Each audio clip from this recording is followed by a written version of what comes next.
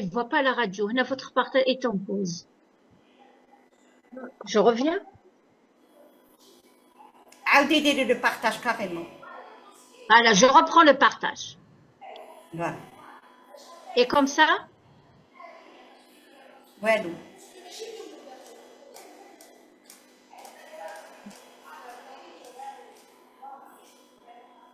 et comme ça, Non, rien du tout. Vous reprenez carrément le partage.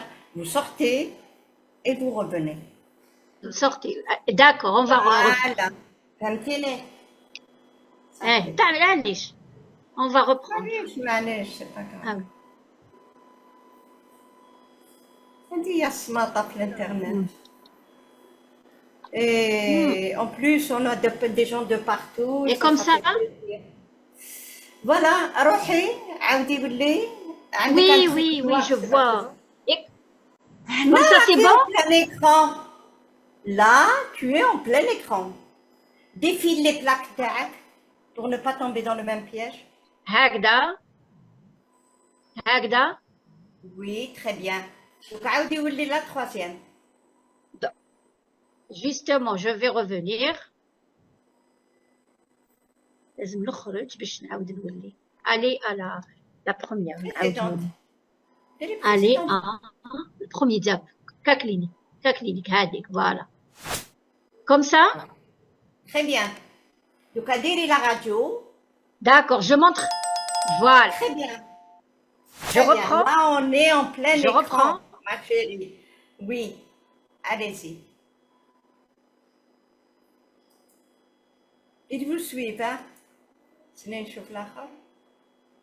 Je reprends l'interprétation. Là, oui, je pense. Madame Gougam, je reprends l'interprétation. Oui, reprenez l'interprétation. D'accord. Alors. Ah non, l'internet من عندك. Eh oui, la connexion elle est instable, disons. C'est من عندك. C'est pas normal. معليش روحي يعني نسمعوا فيك. Alors, l'interprétation radiologique, donc, il faut voir la radio de face et de profil.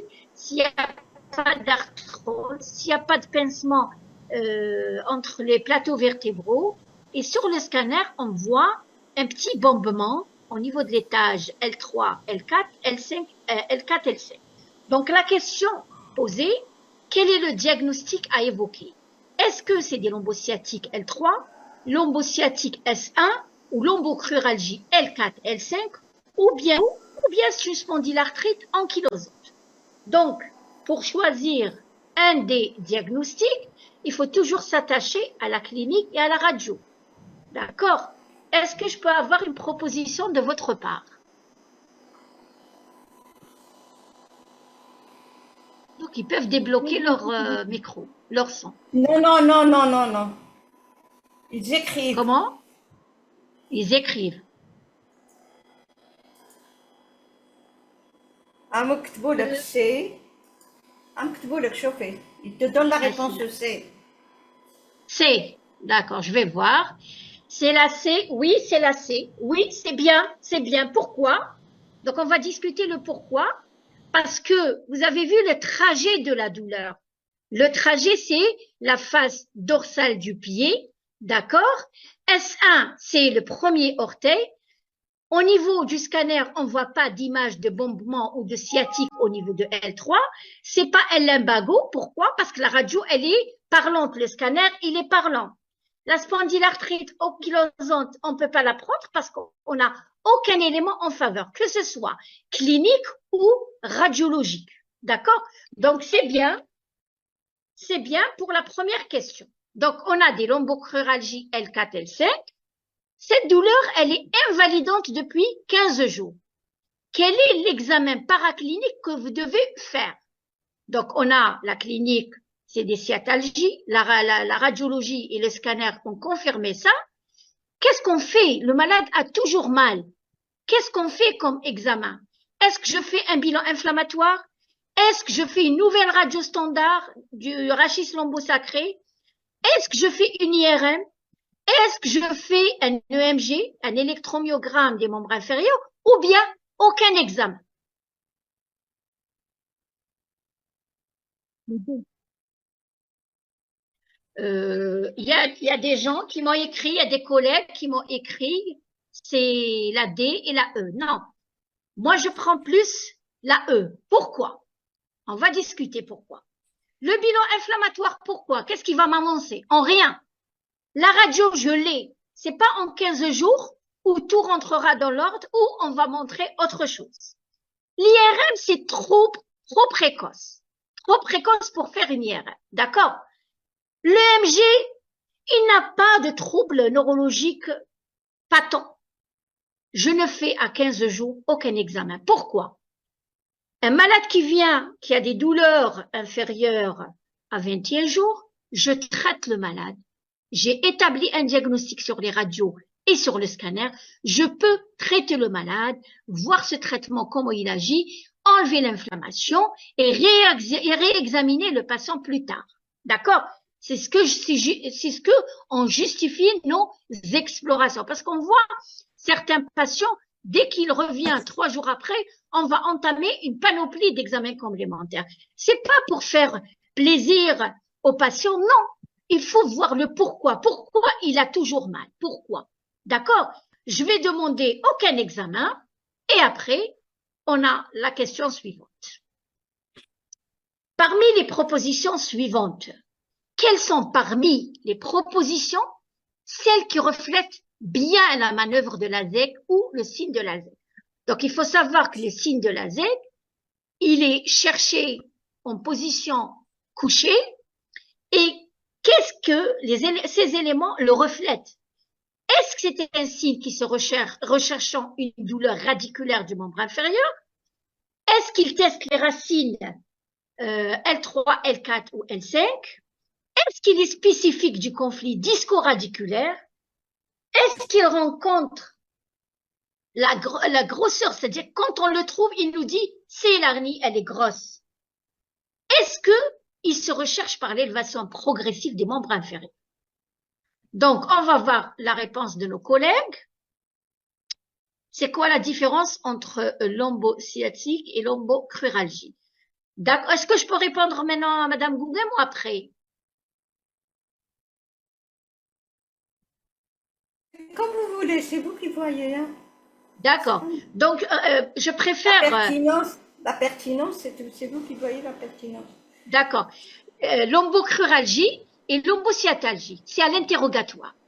Quand la douleur, vous voyez l'irradiation, si elle va sur la face externe du membre inférieur, donc c'est des sciatalgies parce qu'elle décrit le siège de la racine, les lombocruralgies, elle va à la face antérieure de la cuisse et elle descend. Les cruralgies, c'est comme son nom l'indique, c'est au niveau de l'arcade crurale. D'accord? C'est pour ça, pour différencier entre lombosciatique et lombocruralgie, c'est l'interrogatoire. Vous dites au malade, il a mal où? Comment la douleur va?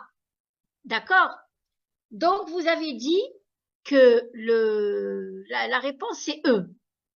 Alors, je vous dis que le signe de la ZEC est un signe qui se recherche, recherchant une douleur radiculaire du membre inférieur. C'est-à-dire que si je fais le signe de la ZEC, on va voir tout à l'heure l'image, c'est que quand je veux le rechercher, il me donne une douleur radiculaire du membre inférieur. Ça signe qu'il y a une douleur radiculaire. Est-ce qu'il teste les racines? Non, il ne teste pas les racines. D'accord? Est-ce qu'il est spécifique? Non. Il est un élément du diagnostic, mais c'est pas spécifique du conflit. Est-ce qu'il me dit que l'hernie est grosse? Non. Il me dit que l'hernie, elle existe seulement. Mais il se recherche en élevant le membre inférieur. C'est pour ça que je vous dis, le degré d'élévation, je dois le calculer. Donc, s'il est à 20 degrés, c'est qu'il n'y a pas de la ZEG. D'accord? Si elle est entre 35 et 70, ça signifie qu'il y a une irritation de cette racine. Maintenant, vous avez fait le bilan, c'est une hernie. Quelle est votre prise en charge la plus adéquate? J'ai un patient qui vient avec cette symptomatologie, j'ai ma radio, j'ai mon scanner qui confirme ça, j'ai confirmé par le signe de la ZEC que elle est irritée cette racine, donc je dois traiter mon malade. Qu'est-ce que je vais faire? Est-ce que je vais hospitaliser le patient? Est-ce que je vais lui conseiller un repos au lit? Est-ce que je vais traiter par les anti-inflammatoires non stéroïdiennes Péros? Traitement de type antalgique Péros? Et est-ce que j'informe le patient sur les règles hygiéno-diététiques, c'est-à-dire les règles posturales? Alors, CDE, oui, CDE. Celle qui a répondu par CDE, c'est-à-dire, je vais traiter le malade par un traitement médical standard, anti-inflammatoire, antalgique, et je lui explique les gestes à ne pas faire et les gestes à faire qui vont provoquer cette douleur. À ce stade-là, c'est ce que je peux faire. Je lui dis 50% c'est son traitement médical, 50% c'est ton hygiène de vie. C'est-à-dire, il ne faut pas mettre votre chaussure en se penchant en avant parce que vous allez aggraver l'élongation de la racine. Et je vais contrôler le malade dans 15 jours pour voir l'évaluation. Donc, quelques jours plus tard, le patient, il revient. Toujours les douleurs. Donc, un autre scanner a été demandé et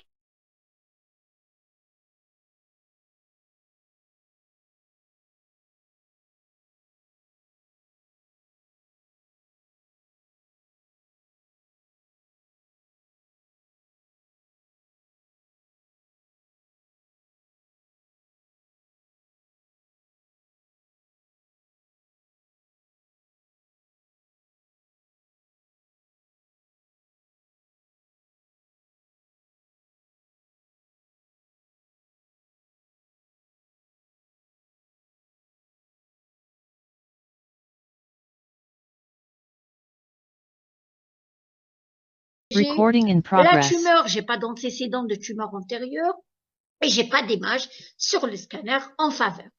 Lombarthrose, j'ai pas des signes d'arthrose, pas d'osteophyte, pas de pincement. Une hernie L5-S15, c'est un petit étalement discal, mais l'hernie, elle est là, vous voyez la grosseur qui comprime la moelle. D'accord? Donc, c'est bien pour ce cas clinique. Donc, après un traitement adapté de 3 semaines, donc j'ai traité mon malade pendant 3 semaines, le patient revient toujours pour des douleurs au niveau du dos et les membres inférieurs.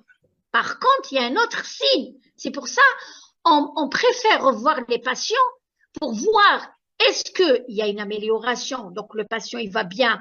Donc, je peux l'envoyer faire la rééducation, continuer le traitement, ou bien il y a une aggravation. Dans ce cas, il y a un déficit des relevures du pied, appareil et du genou. C'est que c'est un malade qui est en train de compliquer. Donc, devant cette situation, j'avais pas ce déficit. Quand il y a un déficit, c'est que la racine, elle est comprimée par cette hernie et cette compression peut être irréversible. Qu'est-ce que je fais? Est-ce que je prescris encore des anti-inflammatoires avec des protecteurs gastriques? Est-ce que j'adresse le malade en neurochir pour un avis parce qu'il y a des signes neurologiques? Est-ce que je prescris des séances de rééducation? Et est-ce que je passe à une antalgie au niveau 2, c'est-à-dire donner des morphiniques et tout? Ou bien je vais demander un EMG des membres inférieurs. Quel est votre avis? Alors, voilà, c'est la B. Des fois, quand on a un malade qui commence à se sentir un peu sérieux, il faut pas chercher à augmenter les doses, à changer de traitement. Il a un déficit des releveurs. C'est-à-dire que, bien sûr, il faut refaire l'examen clinique. C'est vous qui avez examiné le malade au début, c'est vous qui allez continuer l'examen. Donc, au début, la flexion et l'extension des pieds de la cheville sont normaux, la marche sur la pointe des pieds et le talon sont normaux. Maintenant, quand vous décidez de refaire votre examen, le patient ne peut pas relever le pied. Donc là, il est en train de compliquer. Je peux que passer la main à mes collègues neurochirurgiens. Il faut pas jouer avec les patients. Il y a certains moments où on est en face d'une impasse. On passe la main aux spécialistes. Donc, vous voyez que Comment?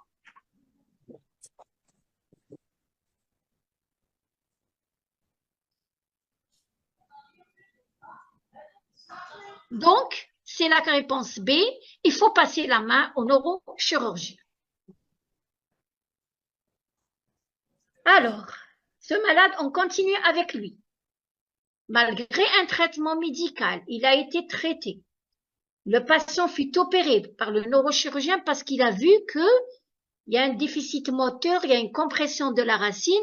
Qu'est-ce qu'il a fait? Il a fait une disectomie, c'est-à-dire il a enlevé le disque qui était débordant au niveau en urgence du fait du déficit moteur. Après, le patient, il s'est amélioré. Il a été revu, il a été amélioré, mais 2 semaines après la chirurgie, ses lombalgies s'aggravent. Il devient permanente et insomniante, c'est-à-dire que quel que soit le traitement, ça ne cède pas. Il s'y ajoute une fièvre à 38 degrés. Donc, quand il y a de la fièvre, on pense à beaucoup de facteurs.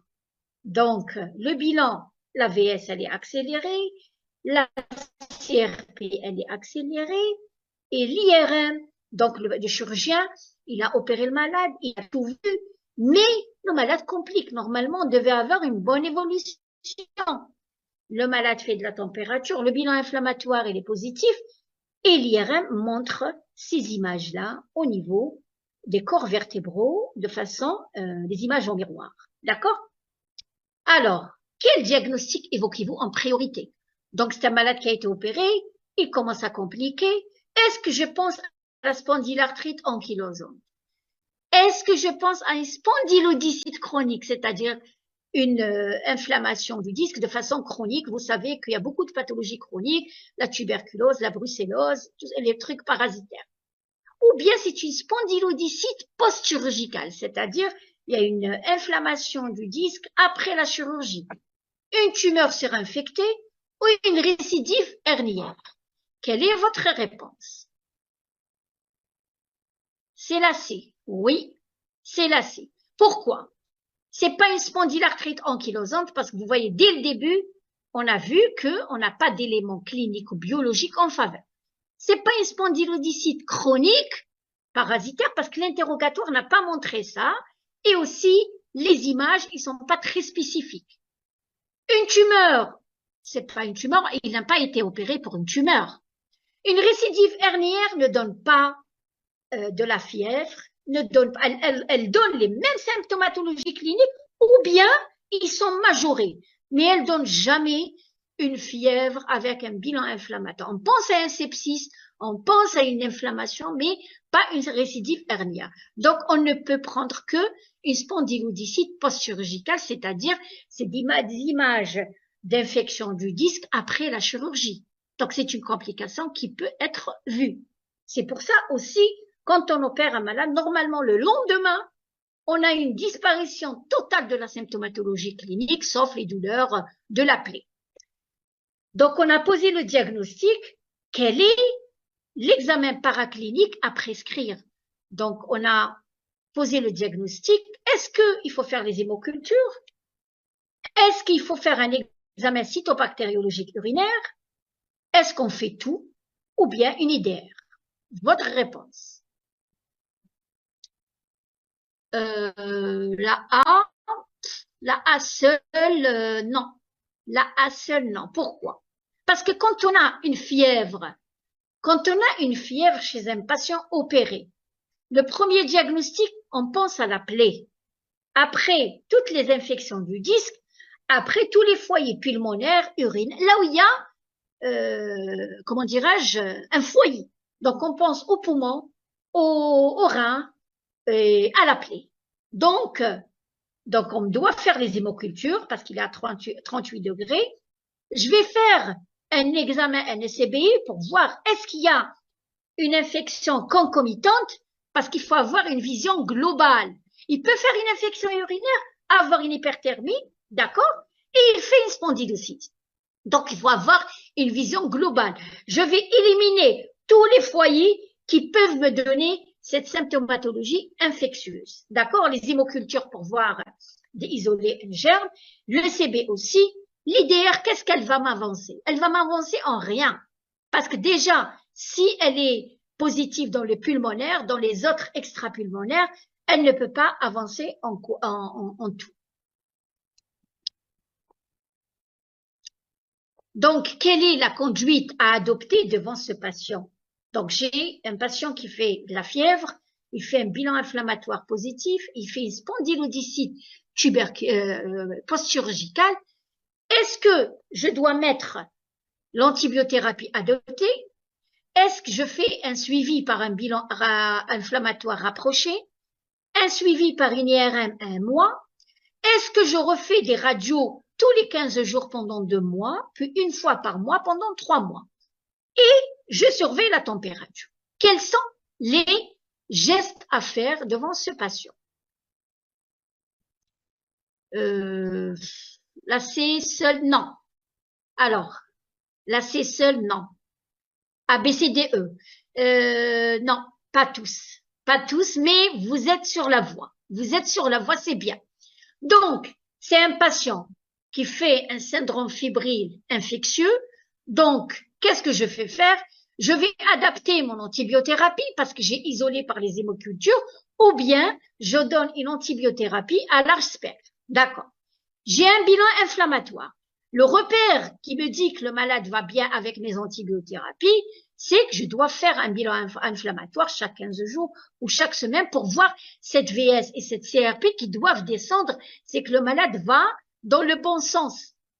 Suivi d'une IRM à un mois pour voir est-ce qu'il y a une stérilisation de ce foyer infectieux. Mes revers, la radio standard, qu'est-ce qu'elle va m'apporter? La radio standard, elle va rien m'apporter. Bien sûr, je dois surveiller la température parce que c'est des éléments de surveillance de mon état infectieux. Donc, dans tous les états infectieux, je dois surveiller ma courbe de température, le bilan inflammatoire qui doit me montrer une régression, c'est-à-dire que mon antibiothérapie a été efficace et que le patient va évoluer bien. Parce que si ces deux paramètres ne sont pas corrigés, le bilan inflammatoire et la température, c'est que le problème n'a pas été résolu. C'est-à-dire que je suis à côté, je dois chercher pourquoi est-ce que c'est le diagnostic qui n'a pas été le bon. C'est pour ça mes éléments de surveillance sont l'antibiothérapie adaptée, le bilan inflammatoire, la surveillance de la température, et refaire une IRM pour voir ces images qui vont se corriger. Ils vont s'affaisser la disparition du syndrome infectieux. Alors, avant d'entamer le deuxième cas clinique, est-ce que vous avez des questions? Donc, j'ai dit, aucune, il faut renvoyer le malade au chirurgien. Quand vous allez envoyer le malade au chirurgien? Quand?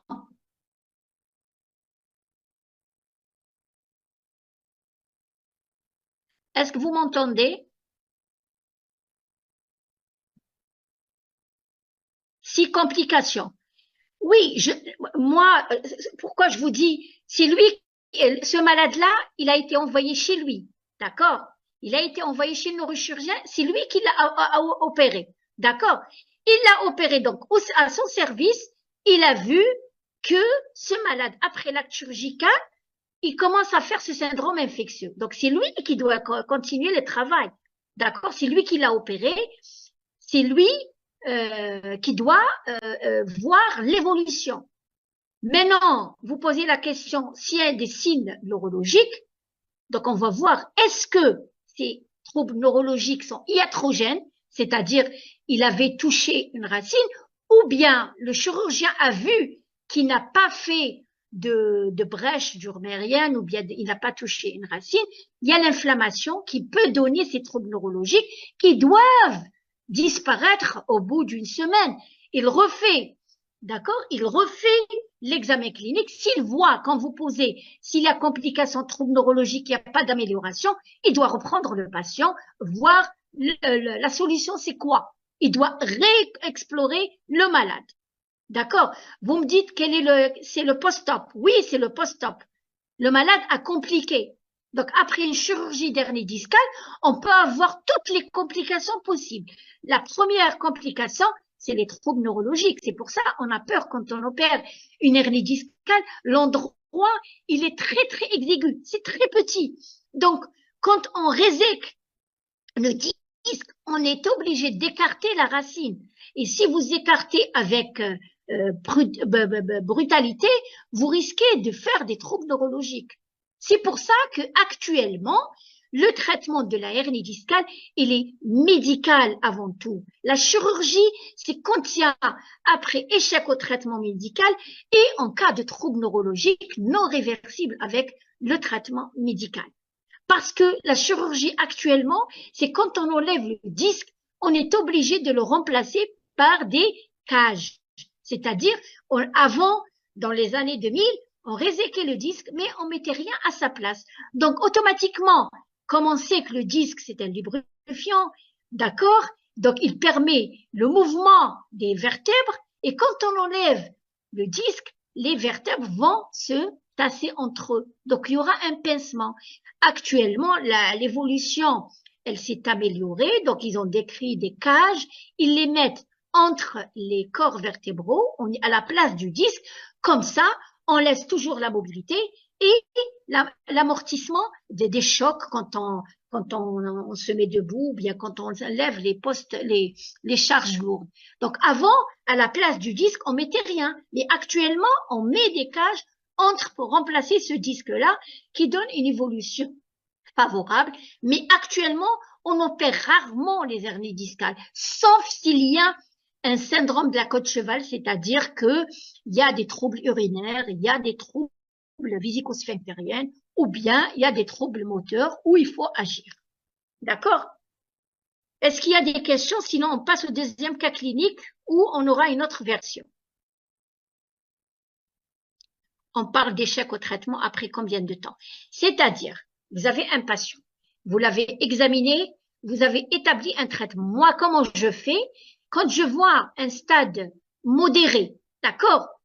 Un stade modéré, c'est-à-dire il peut marcher, tu peux examiner, il peut faire l'examen clinique debout, couché, tout. Je peux réexaminer le patient 15 à 21 jours. Mais quand je vois un malade qui vient raide, impossible, il peut même pas parler. D'accord? Tu touches, tu examines les muscles paravertébraux, c'est dur. Il ne peut même pas faire la marche sur la pointe des pieds ou le talon. Quand tu le mets sur le lit pour l'examiner, il trouvera des difficultés pour se mettre. Mais vous êtes obligé d'examiner pour voir le LASEG et les troubles moteurs. Parce que le LASEG, il te dit que c'est une hernie qui est sévère, qui est une irritation, que ce malade-là, vous devez le traiter, comment dirais-je, avec rigueur. D'accord? Après, vous refaites l'examen. Moi, quand il y a des malades comme ça, je refais dans une semaine. Parce que normalement, j'ai fait tout le traitement qu'il faut, c'est-à-dire antalgique, anti-inflammatoire, des traitements locaux avec des contre-indications, bien sûr, en voyant les antécédents. D'accord? Quand je vois entre deux examens cliniques qu'il y a 50% d'amélioration, je continue le traitement médical jusqu'à 21 jours. Je revois le patient parce que ce patient, je veux le gagner, je veux qu'il s'améliore et que ce patient-là, je veux le réintégrer dans son travail. Parce que, comment dirais-je, quand il ne travaille pas pendant 3 mois, une année, parce qu'on a des dossiers comme ça d'expertise, d'accord, pour des petites hernies discales, donc je pense ici que les médecins des commentaires, d'accord, mais comme c'est un malade qui a été vu par moi-même, je dis au bout d'un mois, normalement, le patient va bien. Je prends le relais par des traitements en cas de douleur et la rééducation fonctionnelle. Donc, le patient doit passer par la rééducation pour équilibrer les muscles vertébraux et paravertébraux et abdominaux. Je revois le patient, on va lui expliquer tous les moyens posturaux avec le kinésithérapeute, avec le rééducateur. Il va lui dire, fais pas ça, tu fais ça. Et aussi, on va voir sa fonction. Pourquoi elle est importante? Donc, un patient qui, dans son travail, est assis, ça pose aucun problème. Je lui dis, voilà, quand tu t'assois, tu penches pas ton dos et tout. Mais si c'est un travailleur debout, d'accord, là, je peux faire un aménagement de poste de travail temporaire. Après, je le réexamine et je peux le réintégrer. Donc, je trouve ici les contre-indications aux anti-inflammatoires associées. Quel est le traitement? Eh ben, je donne des myorelaxants, je donne des antalgiques et la rééducation. C'est vrai quand il n'y a pas de contre-indication, je suis à l'aise. Mais des fois, on a des contre-indications, les cardiopathes sous, comment dirais-je, sous syndrome. Donc, on donne les anti-inflammatoires locaux et on donne les séances de rééducation et le repos, bien sûr. Alors, il y a une question de TDM suffit ou faire l'IRM. Le TDM suffit, d'accord. Mais dans certains cas où j'arrive pas, il y a une hernie, mais le malade, je trouve le même examen clinique, il n'y a pas d'amélioration, il décrit une aggravation. Est-ce que c'est le malade qui m'a pas tout dit? D'accord? Parce qu'il y a des malades qui ont des antécédents, c'est-à-dire il a été opéré d'un néo du côlon, mais il te dit pas. D'accord? Il est suivi pour, je sais pas moi, une hernie cervicale, il te dit pas. Donc là, quand je suis devant une impasse, le TDM, il voit que l'os, d'accord, avec le disque. Mais l'IRM, là, je suis obligée d'aller jusqu'à l'IRM quand je suis devant une impasse. Donc, je dois voir, est-ce qu'il y a des choses que j'ai pas pu voir au scanner? Je suis obligée de demander une IRM. Mais pas d'emblée demander ces investigations qui sont chères, qui vont peut-être servir pour plus tard, pas pour aujourd'hui. D'accord. Alors, pour le sport, oui, après amélioration de l'état clinique, au bout de 6 mois, il peut faire le sport. Le sport constitue une rééducation, d'accord? Et les règles posturaux, oui, il doit respecter ces règles posturaux. Nous, on va leur expliquer quelles sont ces règles, c'est-à-dire, il ne peut pas rester longtemps debout. Quand il veut lasser ses chaussures, il doit descendre en bloc. Et quand il part à la rééducation, ils vont lui expliquer tous les mouvements qu'il doit faire pour améliorer la musculature. Pour la natation, oui, elle est conseillée la natation parce que les mouvements de la natation permettent de redresser le dos et de le travailler dans toutes les positions. D'accord? Est-ce qu'il y a d'autres questions? Sinon, on part au deuxième cas clinique où on aura beaucoup de questions aussi. On y va? On va au deuxième cas clinique. Allez-y. Alors, le deuxième cas clinique, donc on a un patient de 28 ans, toujours il consulte pour des lombalgies. L'irradiation, c'est la face postérieure de la cuisse, le mollet, en arrière de la malléole externe, c'est-à-dire je suis au niveau de la cheville, jusqu'au niveau du 5e orteil. Donc vous avez déjà ici un diagnostic, parce que vous cherchez la douleur, elle va où? Le gros orteil ou le dernier orteil. D'accord? On va voir tout à l'heure quelle est l'orientation diagnostique par rapport à la racine. D'accord? Donc, quand on a une irradiation vers le 5e orteil ou le gros orteil, déjà, on a un diagnostic. Vous demandez au malade, est-ce que la douleur, elle va jusqu'à ces orteils-là? Quand il te dit ça s'arrête au niveau de la cheville, tant mieux, malish, mais on va voir. Donc, ces douleurs-là sont apparues quand? Quand il soulève, quand il tousse, et elle est de type mécanique. Vous demandez au patient, est-ce que cette douleur-là apparaît la nuit, le matin quand vous êtes en charge ou pas? Donc, le délai, c'est 48 heures. Il n'a pas de fièvre et pas d'altération de l'état général. Mais on note un lumbago passagère. Donc, il avait des douleurs auparavant. Mais il y a eu une récrudescence avec, comment dirais-je, un trajet typique. Donc là, l'interrogatoire, il nous a donné les données. Il me dit, quelles sont les données de l'interrogatoire qui orientent vers l'origine discale? C'est-à-dire que ce qu'il me dit, est-ce que c'est une hernie discale? La douleur, elle est discale ou non? Pourquoi la douleur est de type discal? Est-ce que parce que le patient a des antécédents de lombalgie commune ou de lumbago? Est-ce que la douleur, elle est impulsive à la toux? Est-ce que la douleur, elle suit un trajet radiculaire de S1? Est-ce que le patient a souffert d'un lumbago pendant 48 heures, puis la douleur a irradié selon un trajet S1? Est-ce que le patient décrit des paresthésies le long du trajet douloureux? Donc, on va voir la réponse. L'aménagement, après je répondrai aux questions. Ça fait rien. Pour quelle période? L'aménagement, avant d'aller au QCM, je vais répondre pour ne pas oublier. Donc, l'aménagement de poste de travail, pour quelle période? Elle peut aller de 6 mois à 1 année. Mais normalement, 6 mois suffit. Pouvez-vous parler des hernies discales cervicales? Est-ce la même prise en charge? Pour les hernies cervicales, oui, c'est la même prise en charge, mais on portera un collier cervical et on donnera des myorelaxants. D'accord, des myorelaxants, parce que pourquoi l'hernie cervicale, elle est plus handicapante que l'hernie cervicale dorsale ou lombaire. Donc, ça donne des fourmillements au niveau des membres supérieurs. Donc, le patient ne peut même pas maintenir les objets. C'est pour ça sa prise en charge. Et quand elle apparaît, elle est très douloureuse. Donc, le traitement est le même, mais comment dirais-je, on va renforcer par un collier cervical. Donc, c'est la AC. Donc, on va faire ensemble.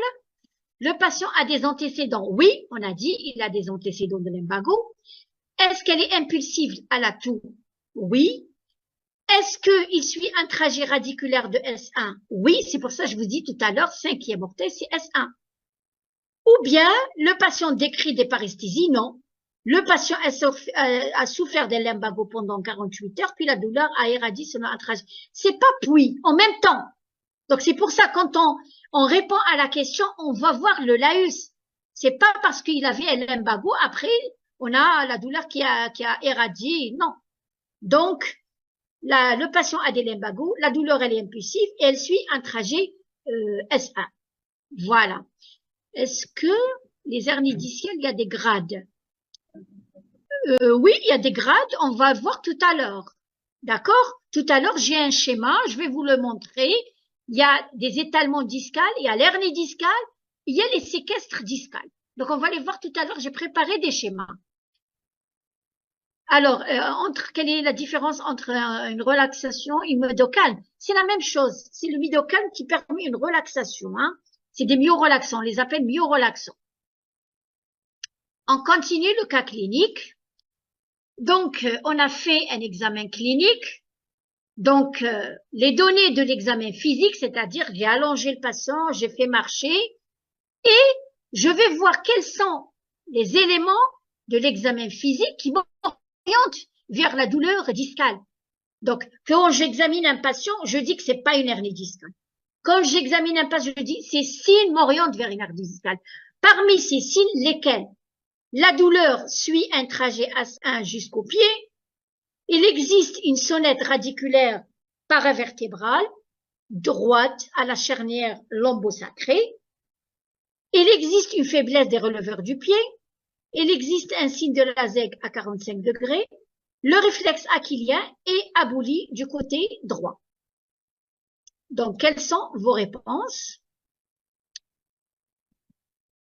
AD, on va voir. Voilà, donc la douleur suit un trajet S1 jusqu'au pied. Il existe un signe de la ZEG, mais j'ai pas une faiblesse des releveurs. J'ai pas un réflexe qui est aboli. D'accord? Et il m'a pas donné des signes en rapport d'une sonnette radiculaire. La sonnette radiculaire, c'est quand vous percutez votre rachis, ça décrit une douleur. Donc, il n'a pas été donné cette notion. Cette notion n'a pas été donnée par l'interrogatoire. On continue. Donc, on a fait un examen physique.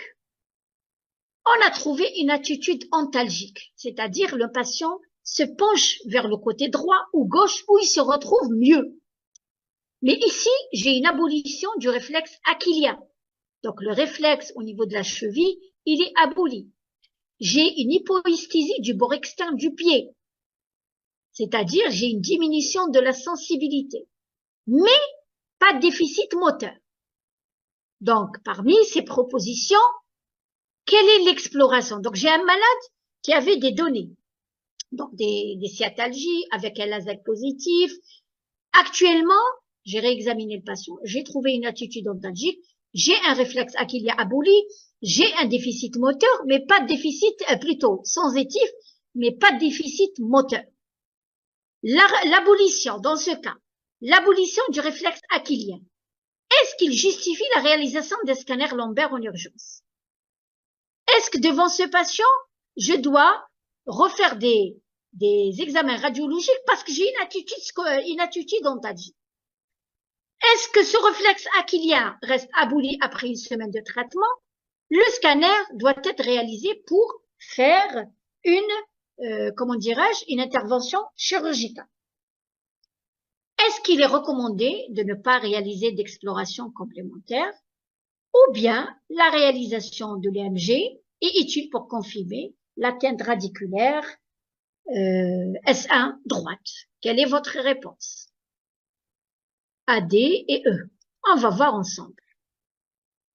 Alors, l'abolition du réflexe achillien justifie la réalisation d'un scanner. Non, parce que le scanner ne va pas te répondre pourquoi le réflexe est aboli. D'accord? Le scanner va te montrer que ce qui se passe au niveau de l'os. Est-ce qu'il y a un tassement? Est-ce qu'il y a des images radiologiques? Mais il va pas te dire pourquoi il est aboli. D'accord? Il ne va pas te dire c'est plus l'EMG et l'IRM qui vont montrer la racine comprimée et l'EMG va te dire qu'il y a une compression, une atteinte de la racine donnée. Il faut refaire des radios parce qu'il y a une attitude ontalgique. Non, l'attitude ontalgique va disparaître avec le traitement. C'est un signe accompagnateur parce que le patient ne peut pas tenir, supporter cette douleur, il s'est penché. Donc c'est pas pour ça que je vais refaire et va trouver, ça va me donner des données. Non. Si le réflexe achillien reste aboli après une semaine de traitement, un scanner lombaire doit être réalisé en vue d'une intervention chirurgicale. Dans ce cas, je suis obligée, d'accord, d'envoyer le malade au neurochirurgien. Il est recommandé de ne pas réaliser d'examen complémentaire. La réalisation d'un EMG est utile pour confirmer. Non, l'EMG ne te renseigne que de l'existence de l'atteinte, mais il peut pas te dire qu'en quoi je confirme la lésion. La clinique, c'est elle qui parle. Tu confirmes l'atteinte, affirmer si elle existe ou pas. Parce qu'on peut avoir une abolition par compression. Alors que l'EMG, il te dit, voilà, il est normal. D'accord? Parce qu'il n'y a pas de section. Il y a une compression. D'accord? Dans ce cas-là, moi, je pense qu'il est recommandé de ne pas réaliser, attendre, parce que même s'il y a un déficit moteur sensitif léger, on peut voir avec la compression, parce qu'on pense à une compression, pas à une section. D'accord? Même avec les rachis neurologiques, quand on opère un rachis traumatique, ça ne veut pas dire qu'il a des lésions neurologiques complètes, qu'il a une section. Donc la compression par le fragment osseux peut donner des troubles. Dès qu'on lève la compression, eh ben les troubles disparaissent. Donc, à mon sens, il faut pas, aller faire un scanner, un EMG, attendre et voir avec le traitement médical. Au bout, comme je vous ai dit, il faut pas se précipiter comme pour le chirurgien, aller opérer directement ou aller faire toute la panoplie des explorations pour confirmer la réponse. On continue. Donc, on a donné, un traitement avec un arrêt de travail, mais 10 jours plus tard, il revient. Les douleurs se sont aggravées. Et en plus, il ne peut plus faire marcher sur la pointe des pieds. Donc là, quand il peut pas marcher sur la pointe des pieds, donc là, il y a un syndrome neurologique qui est le syndrome de la queue de cheval. Quand un malade entraîne des difficultés à marcher sur le talon ou la pointe des pieds, d'accord, avec d'autres signes, bien sûr. Le syndrome de la queue de cheval, il a beaucoup de signes, on va le voir tout à l'heure. Parmi eux, quand vous demandez au patient de marcher sur le talon ou la pointe des pieds, s'il ne peut pas, déjà j'ai des éléments. Il y a des troubles neurologiques. Quels sont ces troubles-là? Probablement, je dis bien, probablement, syndrome de la queue de cheval. Dans ce cas, qu'est-ce que je vais faire? La mesure la plus adaptée. D'accord? Est-ce que je vais faire une infiltration épidurale par les dérivés cortisoniques? C'est-à-dire, je fais une infiltration au niveau de l'étage pour corriger cette hernie. Je fais une corticothérapie orale et revoir le patient une semaine après. Est-ce que je prescris physiothérapie ontalgique? Est-ce que j'adresse le patient en urgence dans un service hospitalier? Ou bien vous réalisez un scanner et vous l'adressez en neurochirurgie? Quelle est votre réponse? Tout le monde dit E. On va partager le E avec le D. D'accord? Alors, faire une infiltration avec un déficit moteur? Non, pas à ce stade. L'infiltration, elle constitue actuellement un élément thérapeutique efficace dans l'hernie discale. On va expliquer tout à l'heure, si vous voulez, pourquoi on l'a fait, quel est son effet. Corticothérapie et revoir le patient, on a déjà fait, mais le malade, c'est compliqué. Physiothérapie, elle va rien faire. Adresser directement le patient dans un service hospitalier, oui. Pourquoi ne pas prendre la E? Vous faites un scanner et vous adressez en neurochirurgie. Peut-être ce scanner ne va rien vous avancer parce qu'il fait plus un syndrome de la queue de cheval. Qu'est-ce qui va me montrer un scanner? Je vous ai dit que le scanner ne vous montre que ce qui est au-dessous. Donc ça va pas m'avancer. Je vais faire une IRM peut-être pour que ça me oriente vers soit une hernie expulsée, une hernie calcifiée. Donc vous voyez comment on choisit une réponse par rapport à une autre. Vous posez la question et vous répondez à vous-même. Moi, je préfère envoyer directement le malade dans un service hospitalier vers le spécialiste de la neurochirurgie que de faire un scanner. Je vais perdre du temps. Faire un scanner, attendre la réponse, puis, d'accord. Donc, vous voyez comment je choisis une question. Voilà. Je choisis une réponse par rapport à l'autre. Alors, donc ici, on a une coupe, je vous ai fait les deux coupes scanographiques et une coupe anatomique pour comprendre comment ce disque, comment il sort et comment il comprime cette hernie pour répondre à la question. Donc c'est pour ça que je vous ai dit tout à l'heure, quand on comprend l'anatomie, on peut déduire la clinique et les symptômes et traiter. D'accord? Donc ici, on a une coupe du corps vertébral. Donc ça, c'est le corps vertébral. Ça, c'est le disque qui fouille l'anneau fibreux. Et là, on a les racines avec la moelle en coupe. D'accord. On va répondre aux questions. Parmi les propositions suivantes, le scanner, qu'est-ce qu'il va montrer ici? Et aussi, vous êtes médecin, ça veut pas dire que vous ne savez pas interpréter. Quand vous connaissez votre anatomie, vous pouvez interpréter. Nous, on a fait des stages avec les radiologues. Quand on voit des IRM, on leur demande comment interpréter pour voir. Je lui dis, tu as quelque chose ou tu n'as pas. Donc ici, le scanner montre un rétrécissement du canal lombaire par arthrose postérieure. On va expliquer tout à l'heure sur le schéma. Le scanner lombaire est normal. Le scanner montre une hernie discale postérolatérale en L5-S1. La réalisation d'un scanner en urgence était justifiée par la survenue d'un déficit moteur, perte de la marche sur la pointe. Le scanner doit toujours être réalisé après des radios standards du rachis lombaire. Donc, on a les propositions. On peut avoir une à deux, d'accord, ou bien trois. Donc, j'attends votre réponse et on va expliquer le schéma. Lacet. Oui, lacet. Oui. Est-ce qu'il montre un rétrécissement? Non, il montre pas de rétrécissement du canal. Il n'a pas donné. Regardez le canal rachidien, comment il n'est pas rétréci. D'accord? Le scanner lombaire est normal. Non, c'est pas vrai. Il montre une hernie. Oui, c'est ça l'hernie. C'est ça l'hernie. Ça, c'est le disque. D'accord? Il y a une hernie. Vous voyez cette boule-là, c'est la racine. Et ici, vous voyez la racine, on la voit pas. Elle est comprimée par le matériel discal. Donc, c'est facile de voir que la même image ressemble à celle-là. La réalisation d'un scanner en urgence est justifiée par la présence de troubles neurologiques. Non, c'est pas ça.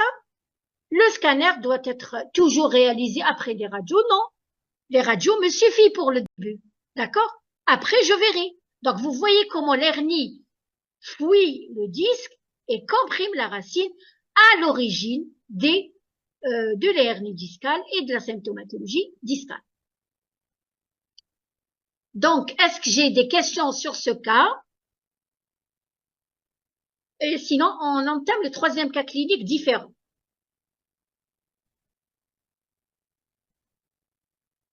Alors, quand la douleur est beaucoup plus à la face externe de la jambe et s'arrête à la malléole externe avec un peu de difficulté à plier, ça oriente vers la hernie L4, L5. Alors, quand c'est L4, L5, d'accord, c'est par rapport à l'orientation de la hernie. Le malade va te dire, comment dirais-je, tu vas te demander est-ce que c'est au niveau du gros orteil ou bien le petit orteil. Je préfère vous laisser cette question. Alors, je l'écris parce que je vais vous montrer l'anatomie. D'accord? Tout à l'heure. Donc, trajet L5, trajet SA. D'accord? Je vais vous répondre tout à l'heure. OK? Voilà, très bien. Parce que quand vous voyez l'image, vous allez la mémoriser mieux. D'accord? Alors, la rectitude cervicale, si c'est possible. Donc, quand vous examinez un patient pour hernie cervicale, qui est rare, hein, l'hernie cervicale, c'est pas comme la lombaire. D'accord? C'est surtout les informaticiens, les gens qui travaillent la couture et tout. Quand vous examinez le patient, vous palpez les muscles cervicaux et vous voyez, est-ce que vous pouvez faire le montant 30? Vous abaissez votre tête.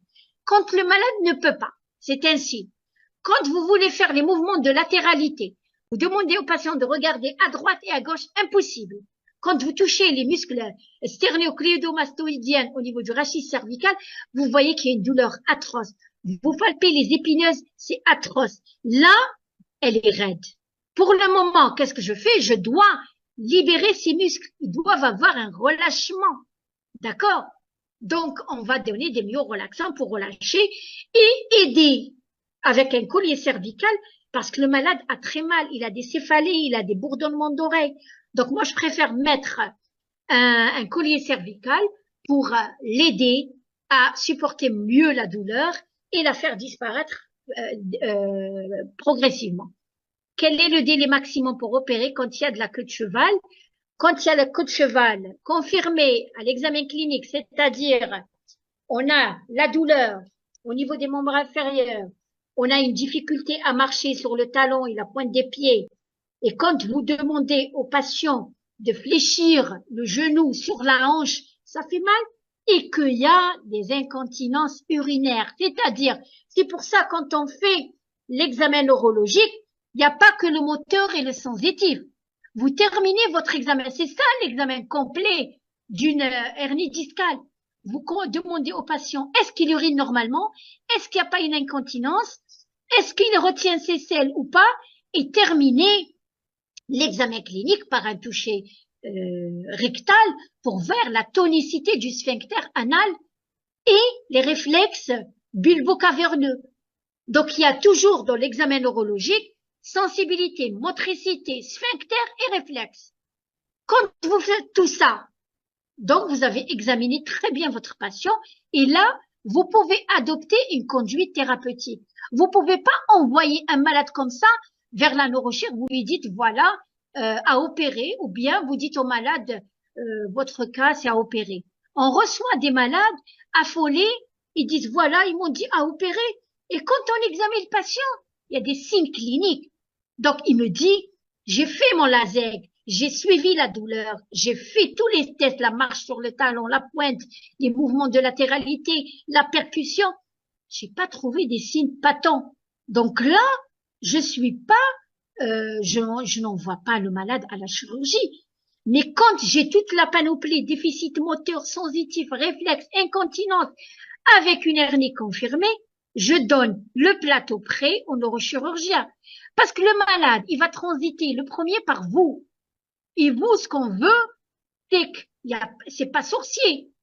Je vous ai montré comment. L'interrogatoire. Vous interrogez votre patient. Vous examinez. On doit être systématisé. J'entends très bien le malade, qu'est-ce qu'il me dit. La douleur, elle est de quel type? Elle va où? Depuis quand? Est-ce que vous avez ces douleurs ou pas? J'ai des éléments. Quand j'examine, parce que je mets entre parenthèses, on a des cas, comment dirais-je, psychopathes. Ils se fixent sur la douleur. Deuxièmement, on a les malades drogués. Il te dit, j'ai une hernie. Il faut me donner ça. Moi, quand il vient, qu'est-ce que je fais? Je lui dis, tu avais une hernie. Actuellement, on va refaire l'examen. Peut-être tu l'as. Je le mets en confiance parce que je suis médecin.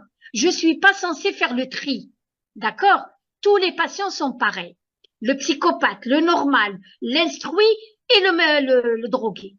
Donc, quand j'examine, parce que le drogué peut faire une forme neurologique, parce qu'on a dans notre tête un drogué, il veut le traitement et tout. Non, il faut l'examiner, éviter de penser comme ça. J'examine tous les patients de la même façon.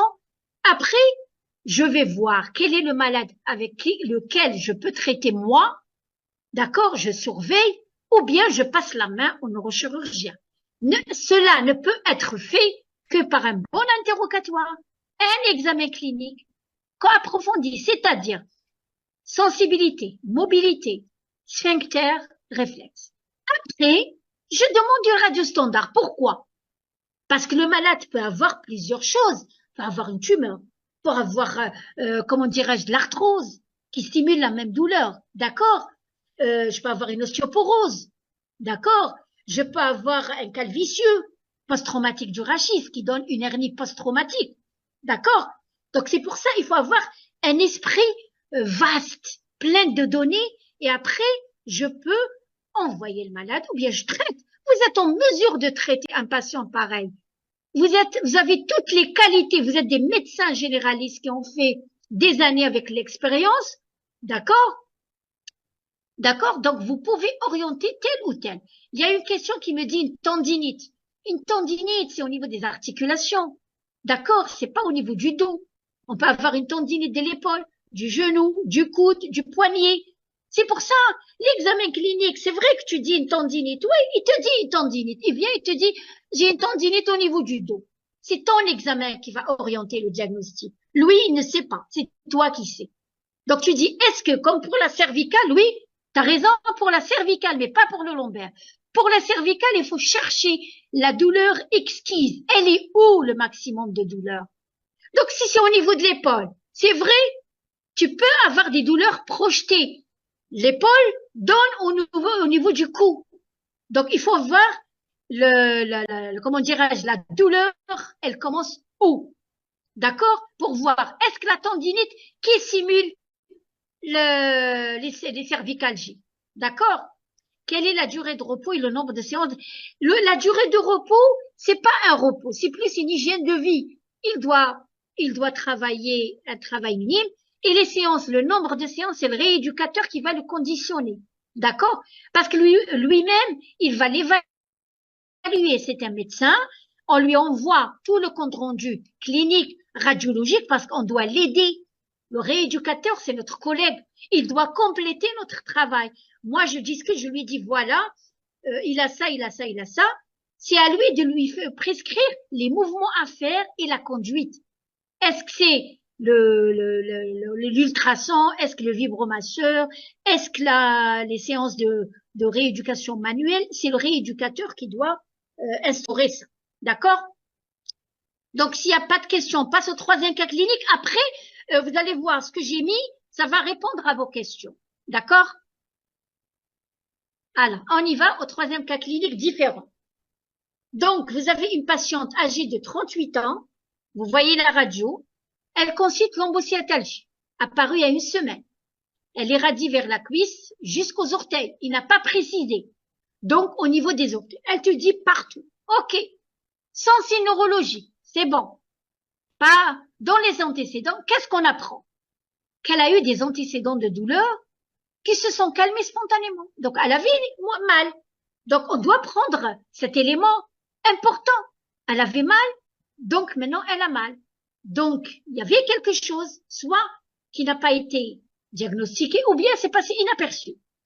Donc, l'examen retrouve une distance main-sol, c'est-à-dire vous demandez au patient de se pencher en avant pour voir quelle est la distance entre le sol et ses doigts. Est-ce que plus il ne peut pas, plus il est significateur. C'est-à-dire que 10, c'est vrai, il y a une raideur rachidienne, il a mal, et le laser, il est à 55 degrés. Le bilan radiologique était en faveur d'une hernie discale. Donc, ils ont établi un diagnostic d'hernie discale avec tassement vertébral, d'allure ostéoporotique. D'accord? Parce que c'est une malade, probablement, je dis bien probablement, sous corticothérapie, ou bien elle a fait un traumatisme. Donc, on n'a pas eu ça. Mais vous, quand il y a un tassement vertébral chez le jeune, donc soit c'est un rachis traumatique passé inaperçu, ou bien c'est une ostéoporeuse, la malade elle est sous corticothérapie, passé inaperçu. Donc, vous êtes médecin, quelle conduite proposez-vous? Donc, vous avez ce contexte, ils te disent, c'est une hernie, ils lui ont trouvé une hernie d'allure ostéoporotique. Donc, on voit ici le tassement vertébral. Est-ce que vous prescrivez seul les anti-inflammatoires? Est-ce que c'est la rééducation? Est-ce que les antalgiques avec les anti-inflammatoires et les myorelaxants? Ou bien refaire des radios? On attend votre réponse, c'est la C. B, C et C. Oui. Donc, on y va ensemble. Les anti-inflammatoires seuls, non, parce que ça va pas suffire. D'accord? Est-ce que prescrire des séances? Oui, parce que seul le traitement ne va pas agir. Refaire des radios? Non. Pourquoi refaire des radios? Elle est venue avec un tableau pareil, elle a une radio, et vous voyez ici, il y a une attitude scoliotique. Pourquoi? Parce que elle se penche vers le côté qui lui fait moins mal. D'accord? Donc, c'est pas la peine, voilà, baisser, c'est ça, quand vous avez dit, c'est bien. On passe. On a des surprises. Donc, cette patiente, malgré le traitement bien conduit, donc on a traité, vous voyez comment les étapes. Je traite mon patient, mais la malade, quand elle est bien, donc vous dites à la patiente, je vous donne un rendez-vous dans une semaine. Vous voyez, si vous êtes amélioré, vous rajoutez une semaine, 15 jours, on vous revoit. Si ça ne va pas, vous revenez. Cette patiente revient parce que la symptomatologie est intacte. Je veux dire qu'elle est restée comme elle est venue la première fois. Mais il y a une apparition de paresthésie avec difficulté à marcher, avec fatigue, altération de l'état général, anémie, hypercalcémie. Donc tous ces éléments vont vous orienter vers des pathologies soit médicales, d'accord? Et la radio, qu'est-ce qu'elle montre? Une destruction osseuse sous forme d'entassement. Toujours. Mais j'ai des éléments en plus. Anémie, hypercalcémie, elle peut pas marcher avec fatigue. Qu'est-ce que je peux orienter mon diagnostic? Qu'est-ce que je dois évoquer en premier?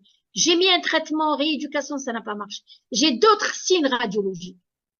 Donc, est-ce que c'est une ostéoporose? Est-ce que c'est un myélome multiple? Est-ce que c'est une fracture vertébrale? Est-ce que c'est un mal de pote? On va voir. Oui, c'est bien, c'est très bien, c'est très très bien. Merci beaucoup. Merci beaucoup pour le diagnostic. Il pense à un myélome multiple. Oui, il faut jamais. Je vous ai dit au début, diagnostic dernier évoqué, oui, mais ça ne m'empêche pas de penser à d'autres parce que je ne peux pas les éliminer. Là, ils vous ont donné une anémie, une hypercalcémie avec altération. Est-ce que dans une fracture, on trouve une altération? Non. Est-ce que dans l'ostéoporose, on trouve? Non. Est-ce que dans mal de pote, j'ai pas tous les signes cliniques pour dire que c'est un mal de pote. D'accord? Et le mal de pote, quand il y a une destruction vertébrale, il y a des abcès. Donc, c'est bien. Le myélome multiple. Pourquoi? Je vous dis une anecdote. Ça nous est arrivé. Sciatalgie atroce, mais le traitement, il n'y a rien. Et là, quand on a fait l'IRM, regardez qu'est-ce que le scanner, regardez qu'est-ce qu'on voit. Regardez la destruction vertébrale. Donc, vous voyez que c'est un myélome. Comment je vais confirmer mon diagnostic? J'ai une destruction vertébrale. D'accord? J'ai dit c'est un myélome. Qu'est-ce que je dois faire? Est-ce que je vais faire une IRM? Est-ce que Je vais faire une électrophorèse des protéines. Est-ce que je vais faire une ponction de moelle? Est-ce que je vais faire un EMG? Et est-ce que je vais faire une TDM? Alors, je vais voir vos réponses. Oui, la B, la C, oui, oui. Mais je vous dis, quels sont les autres examens? Ça peut être un ou deux ou trois. La ponction de moelle seule, oui. Mais il faut avoir un diagnostic, comment dirais-je, plus poussé. D'accord? Voilà. Qu'est-ce que j'ai comme réponse? Oui, B, C. Voilà. B, C. Parce que là, une IRM, ça m'a demandé en quoi? L'électrophorèse et la ponction de moelle, oui, pour confirmer. Pourquoi? Parce que le malade doit être mis ce traitement spécifique. Je dois le réadresser. Parce que nous, on fait, quand on a des éléments en faveur et on a tout est négatif, sauf des fois la biopsie vertébrale. On fait une biopsie vertébrale parce qu'on a l'électrophorèse qui me dit ça. On a la ponction de moelle qui me dit ça. Mais la chimiothérapie pour myélome, c'est pas comme les antibiotiques qu'on prend. Donc, on ne peut pas mettre le malade sous traitement si on n'a pas une preuve anatomopathologique. D'accord? Donc, ces éléments m'orientent, mais quand j'ai une destruction des voies, les hématologues préfèrent faire une biopsie vertébrale. Donc, on va prélever un bout de corps vertébral, envoyer à l'anapathe, il le confirme et le traitement est fait. Donc, le scanner montre une ostéolyse avec une petite extension médulaire. Quelle est votre conduite? Est-ce qu'on continue le traitement médical qui a été déjà prescrit? Est-ce que je vais faire une vertébroplastie? Est-ce que je vais faire une synthèse par CD? C'est-à-dire, je mets des tiges, des vis, parce que c'est un rachis qui est friable, donc il va se tasser. Est-ce que je vais mettre un corset plâtré? C'est-à-dire, traiter le malade par chimiothérapie, mettre un corset et laisser le malade. Oui, je vais vous envoyer le cours par mail. Il n'y a pas de souci. Je vais prendre rapidement votre email.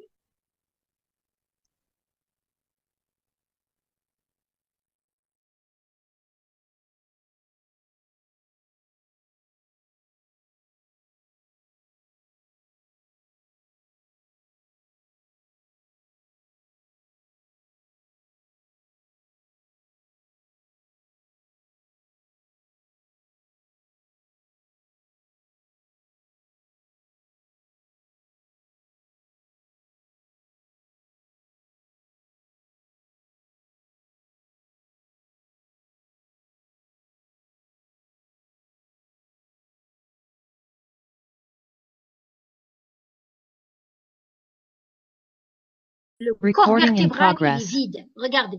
Toute cette partie, elle est détruite. Tu vas mettre le corset plâtré pendant combien de temps? Est-ce que ça va se reconstituer? Jamais. On parle de l'actualité, hein.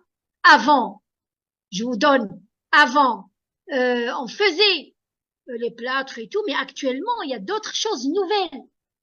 Je vais synthéser par un CD, c'est-à-dire je vais mettre deux tiges et des vis. Oui, كي شغل عندك حيط طاح كان يتيه بحطب ولا حديد. Et tu n'as pas réglé le problème. D'accord? Actuellement, qu'est-ce qu'on fait?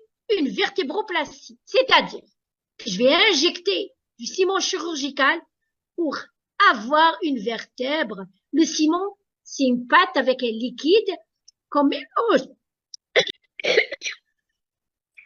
Pardon. C'est une poudre, on l'appelle le ciment chirurgical. C'est une poudre avec un liquide, la gentaline. On la mélange sous forme de liquide, une pâte, que ce soit pour les tumeurs ou pour les myélomes. On injecte à travers le corps vertébral avec un trocar le liquide. Et dès qu'il atteint le corps vertébral, il va reconstituer ce défect osseux. Il va durcir comme du plomb et on aura une vertèbre et un rachis solide sur le plan biomécanique. Donc là, la vertébroplastie, elle est d'actualité. Donc c'est pas la peine de mettre une synthèse, c'est pas la peine de mettre un corset. avec lequel le patient va rester longtemps sans qu'il soit consolidé. Donc, le but, c'est permettre la chimiothérapie d'agir rapidement et de reconstituer la hauteur vertébrale. D'accord? La hauteur vertébrale, il faut l'avoir, sinon ça va s'affaisser. C'est comme si des étages qui vont s'affaisser, ils vont descendre, il reste plus au niveau du corps vertébral. Donc, la meilleure technique, c'est la vertébroplastie. Alors, qu'est-ce que j'ai comme question? Tout à l'heure, je vais prendre vos emails, d'accord, chez Madame Gouguem, et il n'y a aucun souci. Il n'y a aucun souci. L'essentiel, le travail. Donc, avant d'aller vers la théorie, est-ce que vous voulez qu'on passe un peu quelques slides où je vais vous montrer les éléments importants, vous allez les mémoriser pour que la prochaine fois, quand vous voyez un tel tableau, directement, vous allez vous focaliser vers telle ou telle situation. Oui. Oui, ça se fait en Algérie, là. Oui, vas-y. Oui, vas-y. Très bien. Donc, la vertébroplastie, ça se fait en Algérie. On a le ciment chirurgical, ça se fait dans les tumeurs, ça se fait dans les myélomes et ça se fait dans les rachis, comment dirais-je, traumatiques. Donc, quand on a une vertèbre tassée par la fracture, quand on opère, on déplisse le rachis, il y a toujours un vide. Après le malade, qu'est-ce qu'il va faire? Il va faire un calvitieux. Il va venir en se penchant en avant parce que la vertèbre, elle s'est tassée. Dans ce cas, on va ouvrir le corps vertébral par un déplissement en mettant le malade en décubitus ventral et on va injecter le ciment et on va rétablir la hauteur vertébrale. Donc, j'ai fait quelque chose de théorie, mais important pour vous. C'est-à-dire, c'est les éléments importants. Donc, la sciatalgie, qui dit sciatalgie, c'est une douleur qui va dans le trajet d'un nerf sciatique, qui peut être provoquée par quoi? Tout à l'heure, je vous ai dit une irritation. C'est pour ça que c'est pas la peine de demander des investigations à un EMG au début, parce qu'il va rien voir. Il y a une irritation. Une petite inflammation, ça irrite la racine. Vous allez rien voir au début avec un EMG. Ou bien, par une compression, il va te dire l'EMG qui a une compression par cette racine parce qu'il y a un déficit moteur. D'accord? C'est quoi une hernie discale? C'est un déplacement localisé du matériel du noyau pulpeux. On va voir les schémas tout à l'heure. À travers les fibres de l'anneau fibreux. Donc cet anneau n'est plus contenu dans le noyau pulpeux n'est plus contenu dans l'anneau fibreux. Et l'hernie discale, actuellement, on parle de dégénérescence discale. C'est pour ça, quand on est jeune, on a un disque qui est de bonne qualité, mais quand on commence à vieillir, le disque va dégénérer. C'est pour ça on a de l'arthrose et on a un tassement vertébral. Il y a un pincement discal où le disque, il s'est dégénéré. Donc, c'est ça ce que vous m'avez demandé tout à l'heure, les stades de la hernie. Donc, les méthodes de présentation de la pathologie discale, on a la protrusion. C'est-à-dire qu'il y a un petit prolapsus. C'est pour ça, dans les comptes rendus, vous lisez. Est-ce qu'il te dit un étalement, une hernie, un séquestre? D'accord? Donc, il faut bien savoir le compte rendu. Qu'est-ce qu'il te donne?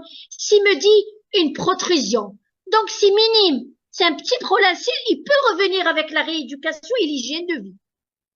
Le deuxième stade, c'est l'hernie discale vraie. Et le dernier stade, c'est le séquestre discal, c'est-à-dire il y a une rupture de l'anneau fibreux. On va voir les schémas. Voilà le schéma. C'est ça, l'anneau fibreux, le disque. Vous avez les racines. Regardez comment, quand il y a une protrusion, regardez la racine, comment elle est inflammée. Donc, avec un traitement médical, l'hygiène de vie, elle peut revenir. Mais, si on laisse le malade faire son travail, ou bien on ne traite pas, cette compression peut être irréversible. C'est pour ça que j'ai donné cette définition pour dire que le noyau fibreux, pulpeux plutôt, il est formé de collagène et de protéoglycanes. Donc, on a des récepteurs de l'inflammation. C'est pour ça on donne les anti-inflammatoires.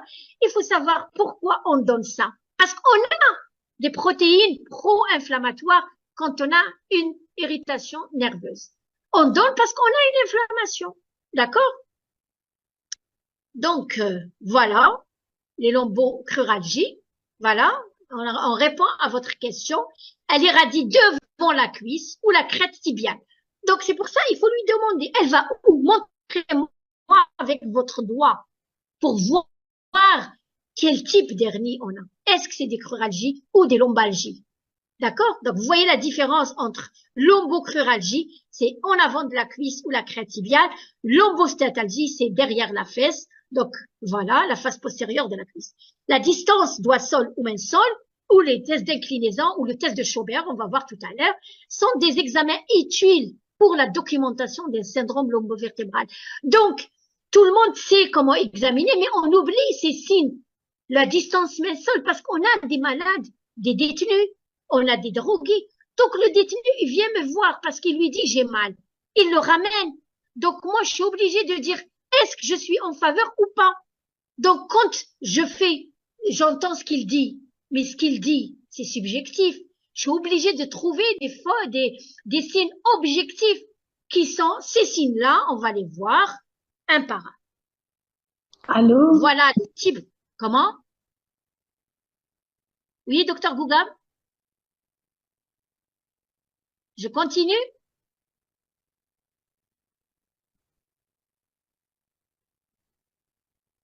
Je continue? Alors, l'étude clinique. Donc, l'interrogatoire, vous devez chercher tous ces signes-là. La douleur, le spasme, il va te dire, le type de douleur, ça te dit comme si quelque chose, c'est un étau, il ferme, il ouvre, il ferme, il ouvre. Est-ce qu'il y a une raideur ou pas? Est-ce qu'il y a une perte de force? Vous lui dites, est-ce que quand vous demandez au patient de soulever son membre et vous faites la pression, si le malade ne peut pas soulever son membre, c'est qu'il y a une perte de force du membre inférieur. La raideur, l'engourdissement du membre inférieur, il te dit, voilà, il est lourd, j'arrive pas à le soulever. Le sentiment de picotement, et tu demandes, ce type de douleur, c'est forme de quoi? De brûlure, de décharge électrique, d'un étau, pour savoir qualifier cette douleur. L'impression de froideur cutanée te dit, voilà, c'est froid. Donc, il y a des troubles vasomoteurs. L'altération de la sensation cutanée. Le type de douleur, bien sûr, au niveau fessière et tout, on a décrit ça. Et regardez comment on a le type typique. Là, je vous donne un truc typique de la douleur. On peut avoir des signes cliniques atypiques. Donc, c'est pour ça qu'il faut faire ces examens de clinique. Donc, vous voyez, je palpe toute la colonne vertébrale et les muscles paravertébraux. C'est ça la distance main-sol pour voir la mobilité du rachis. Donc, si les mains ne touchent pas le sol, vous allez mesurer le sol et le niveau où il s'arrête les mains. Donc, vous calculez à peu près 10, 20, 30. Si le malade, il est là, c'est-à-dire qu'il est en train de souffrir. Donc là, la palpation des muscles paravertébraux et la ligne des épineuses. Je vais faire la percussion. Voilà. Je vais demander au patient de soulever son membre inférieur et de me toucher les mains. Donc, s'il me touche, c'est qu'il y a une libération du rachis, c'est-à-dire il n'y a pas d'hernie. D'accord? C'est ça le laser qu'on va voir tout à l'heure. Donc, vous voyez 0 et vous soulevez à peu près, vous calculez cet angle, il est à combien? Normalement, on a une règle, un goniomètre qui va nous montrer combien est de degrés. Et vous voyez ici l'anatomie, vous avez le noyau pulpeux. Regardez comment il rentre dans le corps vertébral parce que le corps vertébral, c'est du spongieux. C'est de l'os très, très fragile. C'est pour ça, on peut, j'ouvre une parenthèse, l'hernie discale, ça peut sortir à travers en comprimant le nerf, mais on peut avoir des hernies intraspongieuses.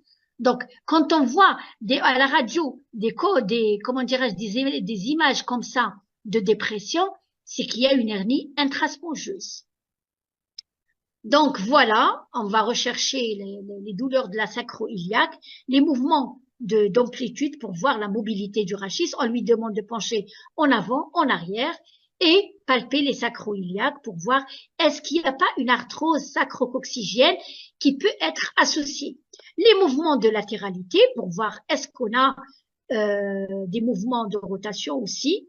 Et aussi, comme on a fait tout à l'heure, on va soulever les membres pour toucher les doigts, aussi la tête.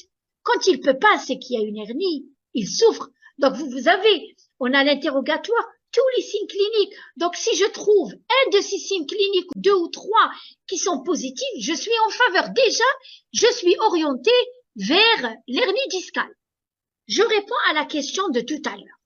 Donc je décris le trajet de L5, c'est le gros orteil, et S1, c'est le petit orteil. Donc, quand le malade te décrit que la douleur va, tu lui demandes, elle va où? Le gros, le petit orteil. Il te dit le gros. Donc, vous voyez, le gros orteil, c'est L5. Donc, il peut pas marcher sur le talon. Et quand vous demandez au patient, il s'assiège au niveau du petit orteil, donc vous êtes en faveur de S1. Donc, pour l'apprendre dans votre tête, vous dites c'est L5L après S.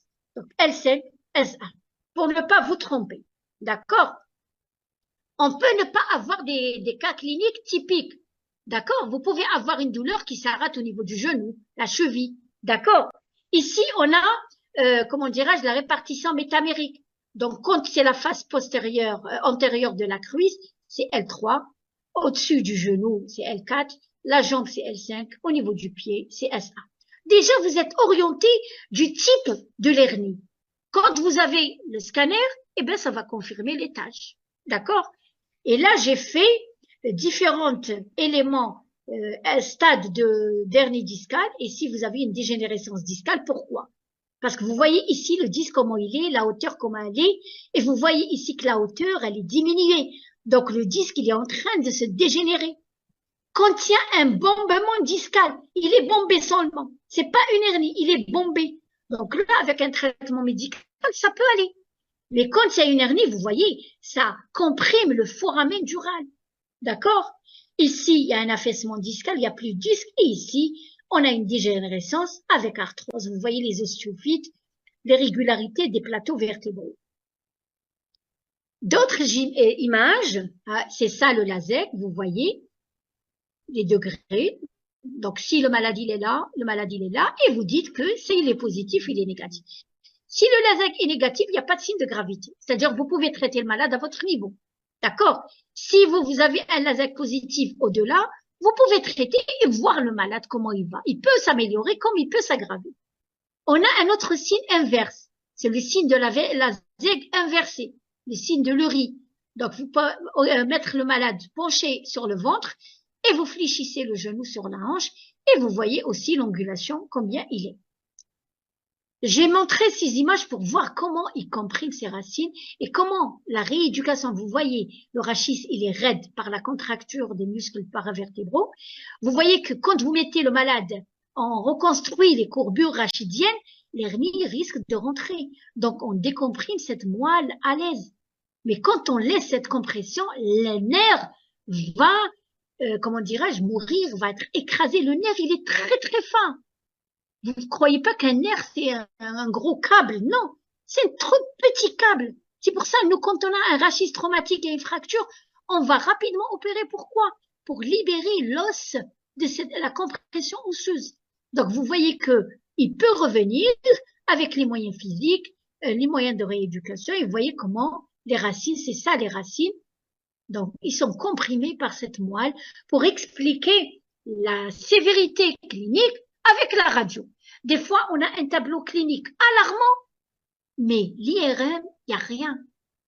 Donc là, soit le malade, comment dirais-je, simule la douleur, mais l'examen physique, vous n'avez rien trouvé. Mais si l'examen physique est positif, c'est que vous êtes sur la bonne voie. D'accord? Voilà, le syndrome de la queue de cheval, comme j'ai dit tout à l'heure, parce que vous savez, la moelle s'arrête au niveau de L2. D'accord? Ici. Et ici, on a le con terminal. Et ici, le syndrome de la queue de cheval. On n'a que des racines. Donc, vous voyez qui irriguent la vessie, le rectum. Donc, c'est pour ça que quand on a un syndrome de la queue de cheval, c'est la vessie et, comment dirais-je, le sphincter rectal. qu'il faut chercher par les troubles sphincters et rectants. Donc, on récapitule toujours l'hernie quand elle sort, avec la compression. Et là, les stades, comme elle a dit tout à l'heure, est-ce qu'il y a des stades? Oui. Vous voyez sur le plan IRM et sur le plan anatomique, regardez ici le bombement. Elle est sortie, mais elle n'est pas sortie de l'anneau fibreux. Regardez ici, elle est sortie, c'est une protrusion distale. Et quand elle est séquestrée, c'est-à-dire, elle est dehors. Donc, elle peut constituer une compression importante. Et vous voyez, à l'IRM, quand il y a un bombement, d'accord, regardez, le matériel discal, il a la même tonalité, gris-gris. Donc, il y a un bombement, les racines, ils sont libres, ils sont là, les racines. D'accord? Donc, il n'y a pas une compression des racines, donc on peut traiter avec l'hygiène de vie, ça rentre dans l'ordre. Mais quand on a une protrusion, là, vous voyez sur le plan anatomique, donc si elle revient, c'est bon, sinon c'est chirurgical. D'accord? S'il n'y a pas d'amélioration avec l'hygiène de vie, l'aménagement et tout, c'est chirurgical. Pour la séquestration aussi. Donc le diagnostic différentiel, donc quand on a retenu le diagnostic d'hernie discale, il faut pas passer devant les autres diagnostics. Je dis oui, l'examen clinique, la radio, l'examen physique me donne le diagnostic. Mais à l'interrogatoire, je trouve d'autres éléments. Donc je dis, il n'est pas en train de faire une cause inflammatoire. Elle est plus qui donne ça. Ou bien, il a fait un traumatisme du rachis, mais maintenant il fait des sciatalgies. Ça peut être une hernie post-traumatique, une hernie discale post-traumatique. D'accord? Donc il faut toujours penser à l'hernie discale, mais sans éliminer les autres diagnostics qui peuvent simuler la même symptomatologie. D'où l'intérêt de l'interrogatoire, l'examen clinique et la radio. Donc, à mon sens, quand vous avez des radios qui prennent pas toute la colonne vertébrale, c'est pas une radio. Il faut demander toute la colonne vertébrale. Quand vous êtes en face vous butez après un traitement, je peux monter le cap et demander un scanner. Si je vois que malgré tout il n'y a rien, je fais une IRM. L'imagerie, voilà, je passe rapidement pour l'imagerie. Donc vous voyez que on peut avoir une grosse hernie, on peut avoir une hernie, mais on peut avoir aussi sur les autres vertèbres un angiome, une tumeur au niveau des corps vertébraux bénignes. D'accord? Regardez ici, on a des débords discales, mais là j'ai une hernie. Elle est, comment dirais-je, j'ai une protrusion, mais ici un étalement discal rapide. D'accord? Donc quand on a des contre-indications à l'IRM pour des allergies, on peut demander un myéloscan. D'accord? Alors, interprétation radiologique. Bien sûr, à votre niveau, vous savez comment interpréter une radio. Donc, j'ai une radio de face, de profil. Je cherche tous les éléments qui vont m'aider. Je vois ici, il y a un pincement discal, j'ai des osteophytes, j'ai une raideur rachidienne. Il y a plus les colonnes du rachis. D'accord? Normalement, syphose lombaire et une attitude scoliotique. Regardez comment le rachis est tordu. Donc là, j'ai pas une scoliose, j'ai une attitude. C'est, comment dirais-je, elle peut rentrer dans le cadre d'une contracture des muscles paravertébraux. Donc il y a un côté qui tire par rapport à l'autre. Mais sans oublier aussi les déplacements vertébraux. Je peux trouver un spondylolisthésis. Vous tracez avec un crayon et vous voyez que normalement, ce tracé-là doit continuer. Or, cette vertèbre, elle s'est déplacée par rapport à ça. Ça simule des sciatalgies, mais c'est pas une sciatalgie. Donc, c'est une complication de la spondylolisthésis. L'isthésis, c'est un déplacement d'une vertèbre par rapport à une autre. Donc là, je dois voir ma moelle, comment elle est comprimée. Il y a un déplacement vertébral. Donc là, l'IRM, elle est de base et l'EMJ, il est de base. Pourquoi? Parce que le glissement, il y a une rupture au niveau vertébral. Donc ici, le rachis, il est libre. C'est pour ça, ici, dans certains cas, on peut opérer et stabiliser quand il y a des signes neurologiques. Donc le traitement, je passe rapidement. Donc la physiothérapie, l'hygiène de vie, les anti-inflammatoires, antalgiques, les infiltrations. Donc je préfère, je mets le point sur les infiltrations Avant, on faisait pas, mais actuellement, ça se fait sous éco-guidé. Donc, on infiltre avec des corticoïdes et la xylocaïne au niveau du rachis de l'état où il y a la hernie discale. Donc, avec une pression, quand vous faites une pression, l'hernie, elle rentre. La chirurgie en cas de signe neurologique incontrôlable par un traitement médical. Donc, ici, on reprend. La chirurgie, on a dit. Donc, le disque, il a quel rôle? Il absorbe les chocs, c'est-à-dire, vous soulevez les charges, vous faites debout longtemps, il permet une bonne mobilité du rachis. Donc, si j'ai pas ce film liquidien entre les vertèbres, j'ai pas une mobilité. Donc, si je l'enlève, je perds cette mobilité. Il permet aussi de répartir les contraintes. C'est-à-dire que je suis debout longtemps, je vais essayer de, comment dirais-je, envoyer la majorité de mon poids vers le rachis cervical, vers le rachis dorsal. Vous voyez que le rachis, quand on a des douleurs au niveau cervical, on est obligé d'examiner tout le rachis. Pourquoi? Parce que ça peut être des douleurs projetées. Il ne faut pas se fixer toujours vers la zone lésée. Je lui dis, est-ce que ces douleurs restent ici ou ça monte en haut, ça descend en bas? Ils sont apparus où au début? C'est ça qui peut vous orienter vers un tel étage. Alors, j'ai terminé ma diapo. Est-ce qu'il y a des questions? Oui, on peut renforcer les muscles paravertébraux par la musculation, mais la musculation par un médecin. D'accord? La musculation par un médecin et non pas par celui qui fait le sport. Parce qu'il ne connaît pas l'anatomie du corps vertébral, c'est-à-dire du rachis.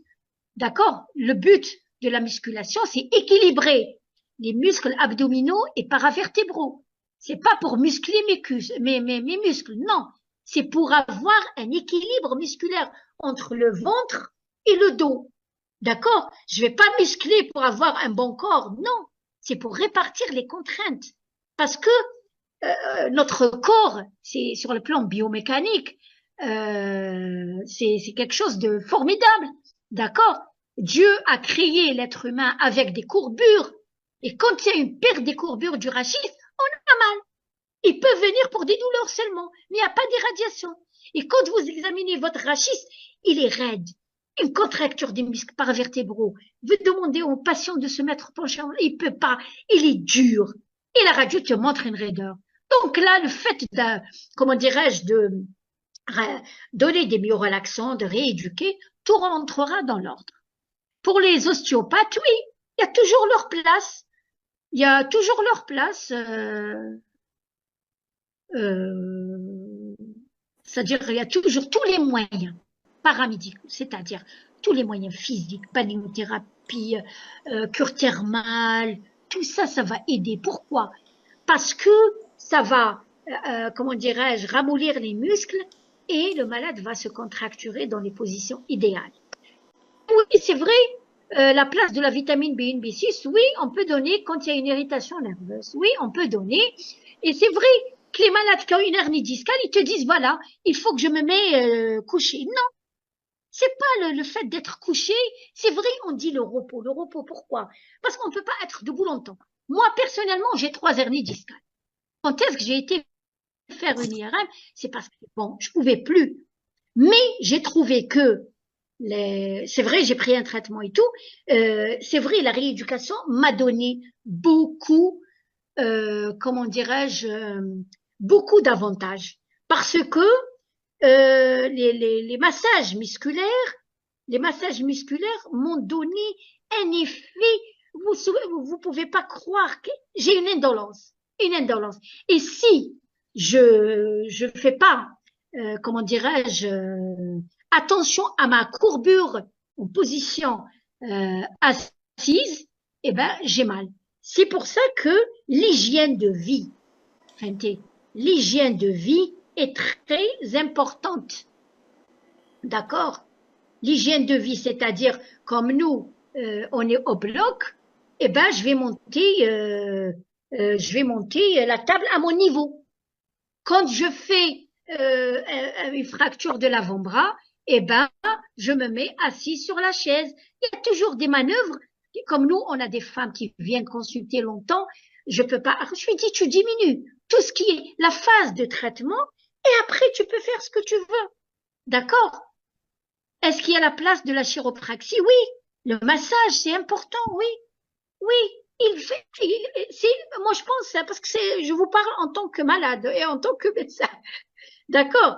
Les manipulations, ça, parce que qu'est-ce qu'ils font, moi? Qu'est-ce qu'ils font les rééducateurs? Ils vont masser de l'insertion musculaire du dos vers le bassin. C'est-à-dire, ils suivent le trajet du muscle. Et là, vous sentez un relâchement, une sédation de douleur magnifique. Bien sûr, elle est couplée à l'infrarouge et au vibromasseur. Ça donne moi je conseille beaucoup. Je conseille, dès que le traitement agit, je dis le relais par, quand je dis rééducation, tout ce qui a trait à la rééducation, la thalasso, la chiropraxie, tout ce qui a trait. Donc tout ce qu'il y a dans un service de rééducation est bénéfique. La place de l'IRM, s'il y a des contre-indications, eh ben, le scanner suffit, hein, des fois, hein, le scanner suffit. Et aussi, l'examen clinique, notre examen clinique, quand on a tous les éléments cliniques, paracliniques, on peut orienter le diagnostic. D'accord? Est-ce qu'il y a d'autres questions? La place de la thalassothérapie, j'ai dit, la thalassothérapie, ça fait partie des moyens thérapeutiques. Donc, on envoie les malades avec ceux qui ont comment dirais-je, l'assurance, même ceux qui n'ont pas l'assurance, eh ben, on leur dit que ça donne un bon effet et on a réexaminé les patients qui ont suivi avec sérieux les séances de rééducation. Eh ben, ils sont très bien. Ils sont très bien. On a des malades, quand je les rencontre dehors, ils sont très bien. J'ai dit, tu suis ce que je t'ai dit. Tu vois? Donc, la thalassothérapie, tout ce qui est moyen physique est, comment dirais-je, efficace. La sciatique tronquée, donc c'est des sciatiques qui viennent irriter le nerf. Donc, aussi, elle relève toujours, comment dirais-je, de la même conduite, sauf on doit éviter les mouvements qui ont provoqué ça. Donc, vous voyez un carreleur, vous voyez un maçon, tu lui dis, parce qu'on a les malades qui sont étatiques et les malades privés. Donc, l'étatique, j'explique, je donne un compte-rendu médical détaillé. Je dis au médecin de travail, ce patient va faire ça, va faire ça, va faire ça. Je lui donne un aménagement parce que son travail ne va pas être en collaboration avec sa pathologie. J'ai dit aménagement de poste de travail en attendant que les choses règlent. Après, si c'est un gardien, donc il est assis, mais si un travailleur de force, on est obligé d'aménager le poste de travail. Alors, c'est le mieux le scan en cas de contre-indication. Oui, c'est le mieux le scan en cas de contre-indication parce qu'il va nous décrire l'état de la moelle et en même temps, on peut voir l'os, comment il est. Est-ce que le froid est un facteur déclenchant de la douleur? Tu sais, chaque patient, comment il te décrit la chose, hein. Il te dit, quand j'attrape froid, ça me fait mal. Par quel physiopathe? Je ne sais pas. Mais c'est des facteurs, le froid, il va déclencher. Non, je pense pas. Des fois, les malades rapportent ça. Ils te rapportent, voilà, c'est que tu as fait une mauvaise posture dans la voiture. En sortant, le froid t'a donné des douleurs. Il n'y a pas de physiopathe qui explique ça. Alors, relation anesthésie péridurale et lombalgie, c'est-à-dire, j'ai pas compris, relation anesthésie péridurale et lombalgie. Non, ils rejettent. C'est vrai, j'ai compris la question. Certains malades qui ont fait une anesthésie péridurale pour l'accouchement, après, ils viennent pour lombalgie. Il n'y a pas de concordance. Pourquoi? Quand on fait une anesthésie péridurale, si on a injecté, c'est comme pour une PL, d'accord, une ponction lombaire. Donc, on n'a rien touché. D'accord? Donc, peut-être qu'après l'anesthésie péridurale, la maman n'a pas bougé dans les positions idéales. Et là, en restant allaiter son bébé pendant 8 mois dans une position qui n'est pas bien, et après, il y a une apparition de douleur, tu dis, voilà, je rattache ça à ça. Non, aucune relation. Aucune relation. Donc, il faut chercher le substratum causal. C'est quoi? C'est pas l'anesthésie. D'accord. L'anesthésie peut provoquer une irritation de la racine parce que ça dépend où on touche, mais en général, 1 cas sur 1000. D'accord. Actuellement, les choses sont avancées. Donc, il faut chercher. Il n'y a pas que l'interrogatoire. Elle te dit, voilà, depuis l'anesthésie, j'ai mal. Examine. Tu vois la radio. Peut-être elle a une attitude vicieuse. Peut-être elle a une scoliose. Peut-être elle a une arthrose. Donc, il faut rattacher toujours, ne pas rattacher, comment dirais-je, ne pas rattacher ce que le malade dit avec la lésion. Il faut confirmer. Moi, j'entends ce qu'il me dit. Après, je l'analyse avec ce que je trouve. Il peut mentir, d'accord? Il peut dire la vérité. Il peut simuler la douleur pour avoir un arrêt de travail. Il peut simuler pour avoir un aménagement. Donc, doivent être mises dans votre cerveau. Vous avez un malade qui peut être tout. Mais vous êtes médecin, vous allez délivrer un certificat descriptif ou bien un arrêt de travail qui est justifié. Donc, j'ai beaucoup de problèmes avec ces malades.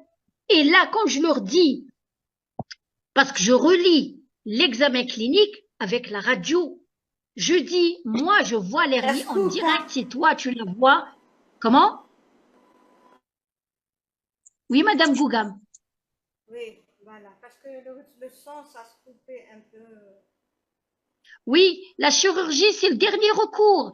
La chirurgie, comment dirais-je, elle représente, je peux dire, 2%. On n'en perd plus actuellement, sauf les hernies rebelles au traitement, bien conduits, et les hernies avec déficit moteur ou bien avec paralysie. Là, on est obligé, pourquoi on n'a pas le choix? Mais c'est pas pour réséquer les disques et laisser comme ça le disque. Non, on doit mettre des cages. C'est des boules, c'est des billes qui se mettent au niveau du disque pour remplacer ce disque. Sinon, on va amorcer l'arthrose. On va amorcer l'arthrose. Et là, le malade aura plus mal parce que c'est des dossiers qui restent dans les expertises médicaux. C'est moi qui vous remercie, hein. C'est moi qui vous remercie pour votre attention. Est-ce qu'il y a d'autres questions? La ceinture du commerce, vous avez toujours des questions. Bénéfice de la ceinture du commerce. La ceinture du commerce.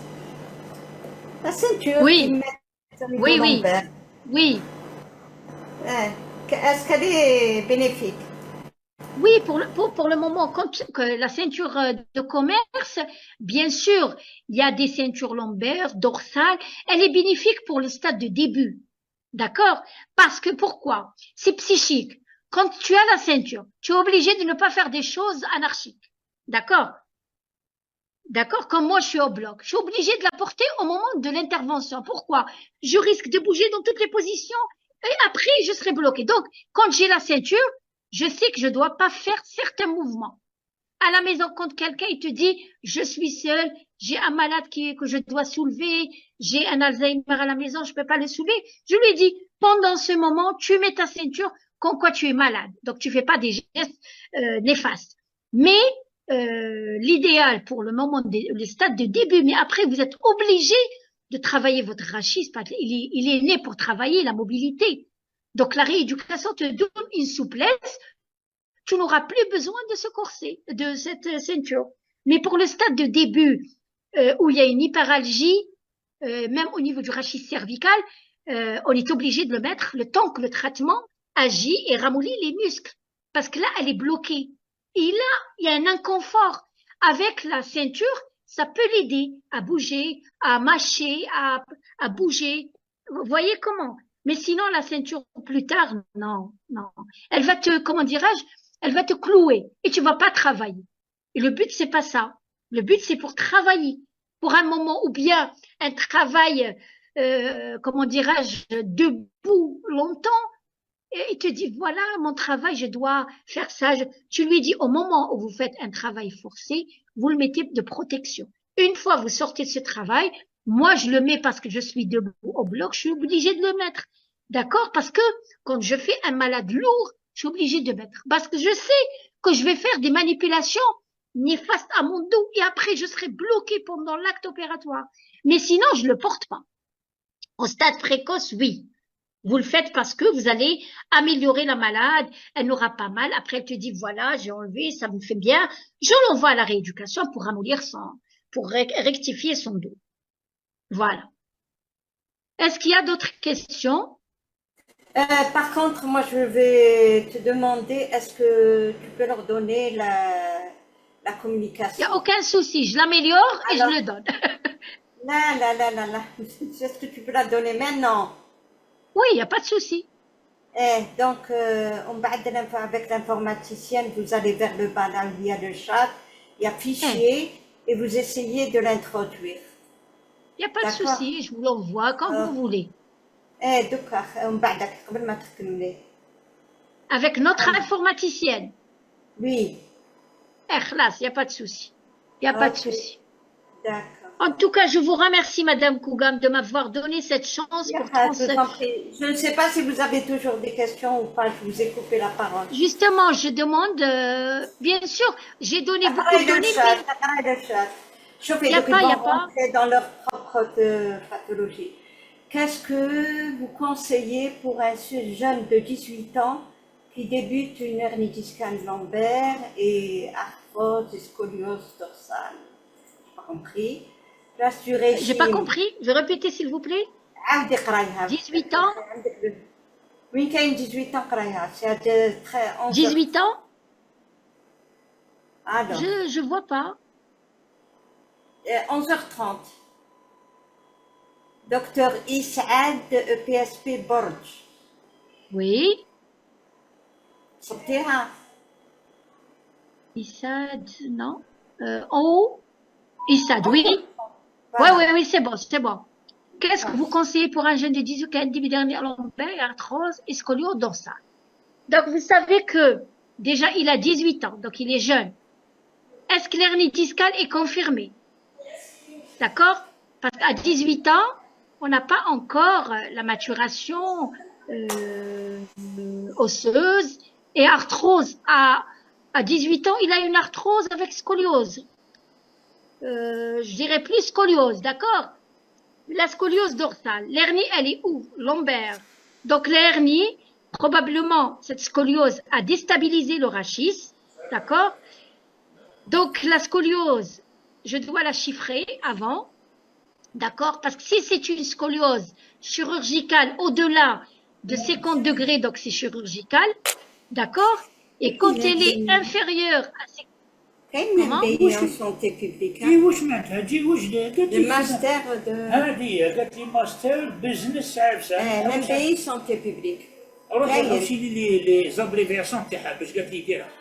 C'est le master en santé publique, c'est le master administration. Monsieur Istad. واش ندير لك؟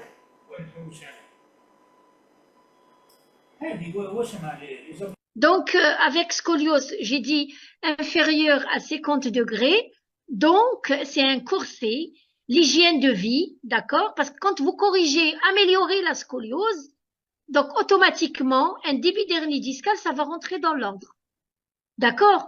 Avec arthrose, pourquoi il fait une arthrose à 18 ans? D'accord? Il n'y a que le traitement médical avec l'hygiène de vie et un corset pour la scoliose lombaire dorsale si elle est inférieure à 50 degrés. Si elle est au-delà de 50 degrés, donc c'est, comment dirais-je, c'est la chirurgie. Alors, s'il vous plaît, quelle est la relation entre sacralisation de L5 et l'ergie? Non, il n'y a pas de relation. C'est, comment dirais-je, la sacralisation de L5, c'est un truc génétique. Il y a des gens qui naissent avec 5 vertèbres, il n'y a pas de vertèbres sacrées, et l'hernie, il n'y a aucune relation. Il n'y a aucune relation. C'est anatomique. C'est anatomique. Déjà, avant de dire qu'il y a ou il n'y a pas, je cherche toujours s'il y a une anomalie, comment dirais-je, anatomique. Si j'ai toutes les vertèbres, combien j'ai de vertèbres pour dire une sacralisation, mais il n'y a pas de relation, hein. Voilà. Je vous remercie, Monsieur Issad. Est-ce qu'il y a d'autres questions?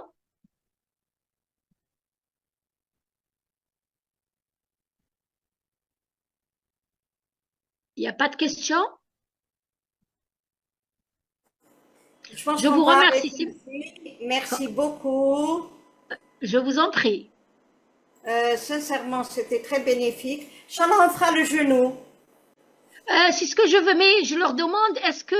Oui, je vais faire le genou douloureux. Le genou douloureux. On fera le genou douloureux sur le point de vue. Oui, parce que là, le genou douloureux, il y aura beaucoup de... Comment dirais-je? Beaucoup de panoplies diagnostiques. Parce que eux, ils voient que ça. Genou douloureux, sciatalgie. Donc, ils peuvent amplifier leur consultation. Hein. Exactement, exactement. Oui, oui. Oui, avec plaisir, hein, avec plaisir. Et on va rentrer dans autre chose, on va rentrer parce que j'avais un courrier urgent, j'ai pas pu très bien. Il n'y a pas de souci. Donc je dirais à l'informaticien de le transférer. Elle le transfère tout de suite. Je vais l'appeler. La thérapeutique, elle est importante. Qu'on ne prescrit pas n'importe quoi. Oui. On voit, c'est pour ça que on a fait ce cas clinique. Voilà. Parce que moi, je vois à la consultation n'importe quoi ou bien 2 médicaments qui font le même effet. Et puis, dans le genou, la particularité, trop d'infiltration. Il faut vraiment, avec des arthrites, Madame Bougam. Que vous fassiez le point sur ça. Oui, parce que là, comment dirais-je? Oui, une dernière question, il n'y a pas de souci, hein? Une dernière question, si vous permettez, oui? Allez-y vite parce que je dois arrêter, je dois quitter la prescription de Neuroplex. Oui, tout ça, c'est des médicaments. Ce que je vous recommande, hein? Il faut avoir un schéma thérapeutique, d'accord? Antalgique, anti-inflammatoire, myorelaxant, quand vous voulez. Mais après, quand vous avez le retour du malade, vous voyez, est-ce que ce traitement, il faut la partager maintenant ou il faut voir toujours, est-ce que ce traitement a agi chez le patient, chez un patient qui est normal, d'accord? Le Neuroplex, je suis pas contre toutes les panoplies de médicaments. Moi, j'ai pas un médicament spécifique. Mon schéma thérapeutique, j'ai que comme une recette à la maison. Un antalgique type, anti-inflammatoire, Neuroplex ou les autres neuroleptiques. Mais je vois, si le Neuroplex n'agit pas, je suis pas obligée de le prescrire parce qu'il me donne rien. D'accord? Et je vais voir, est-ce que c'est le médicament ou bien c'est le patient? Est-ce que le pharmacien n'a pas changé le médicament? D'accord?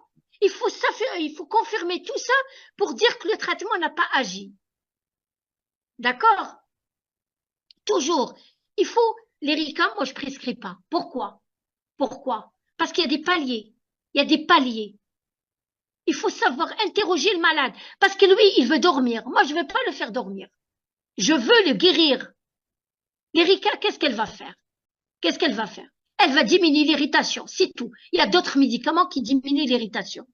D'accord? Il faut réfléchir comme ça.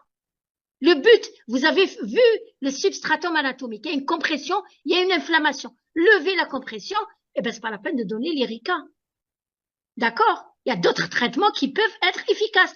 Moi, j'ai mes malades, ils sont tous bien. Parce qu'il faut les rassurer que ça va rentrer dans l'ordre. Donc, dans leur tête, ça va rentrer. Oui, les corticoïdes par voie orale, des fois, oui.